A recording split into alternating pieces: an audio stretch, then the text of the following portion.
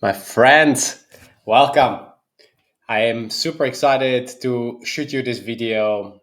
And today it's a little inspirational topic. I know we live in turbulent times and it's not always that easy to get ourselves motivated.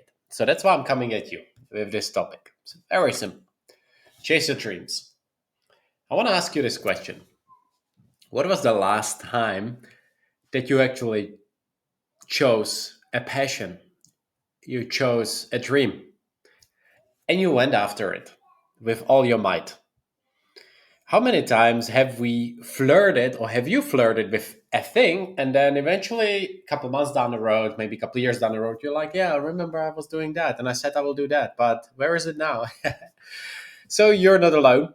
That's why you're watching this. And I want to inspire you a little bit because we live in these times where we need more than ever to chase our dreams.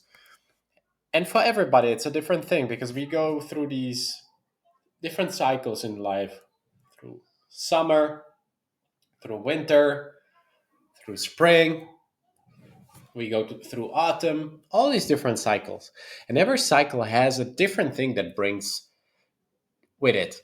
It can be turbulent times, it can be sunny times, and oftentimes we need to reskill. We need to retool. We need to advance a little bit with where we are and where we want to go. So there is always a gap, and we need to cross this gap with a skill, with development, with passion. The thing is, we consider this very true and to be true in a corporate life. We wake up, we go to work, and we work day in, day out, week in, week out, month in, month out, year in, year out, decade in, decade out, and we progress.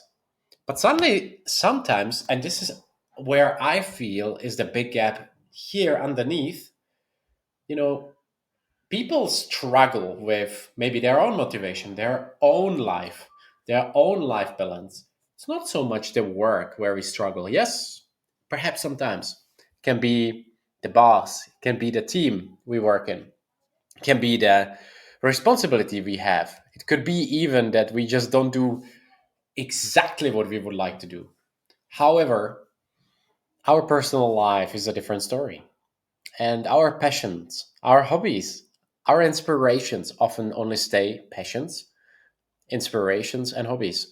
And they don't turn into a raging passion, raging and raving obsession. I know for some of you will be like, Matteo, obsession isn't good. The thing is, if you want to do anything, and if you look at the greats, that's, Michael Phelps from swimming to all these Olympic runners and throwers and players, they have to be obsessed to some point to be able to compete at that level with other people. They have to sacrifice something. And we love to watch that. We love to participate in, watching national football or international FIFA or whatever it is. We like those championships. But it's a different story when it comes down to our own stuff and progressing it to the point where we say, hey, I actually do what I really love.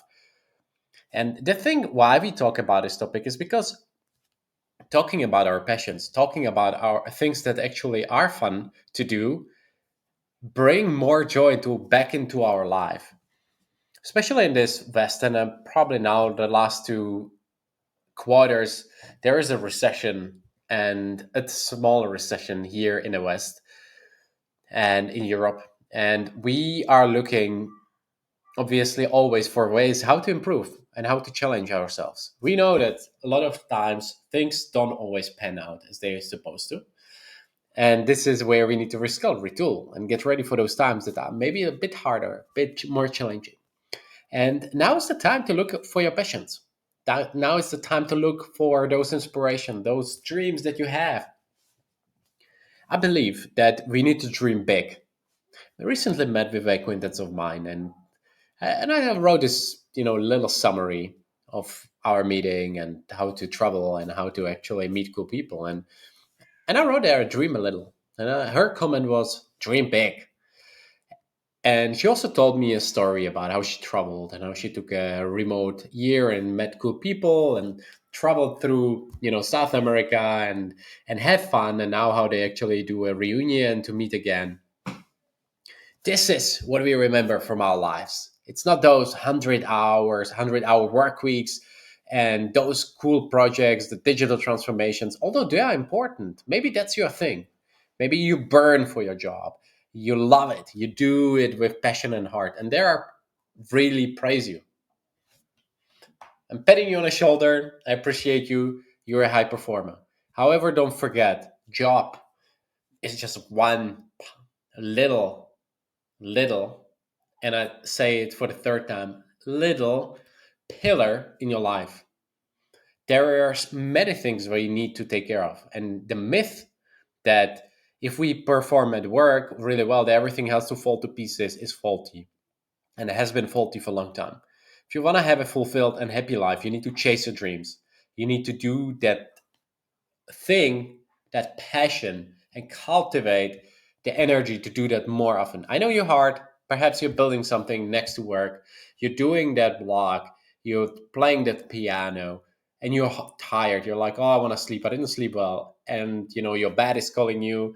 Your friends inviting you to go out, but instead think, where do I want to be in 10 years? Where do I want to be in the next phase of my life? In the next 35 years? Where do I want to go? Who do I want to be? What legacy do I want to leave behind for my kids? Where do I see the gap? Where do I see the potential? Where are my strengths and how can I double down on them? This is what chasing dreams and double down on our strength mean. We pursue things more often which are close to our heart. And yes, I don't tell you quit your job. I don't tell you, focus only on your passion, forget everything else.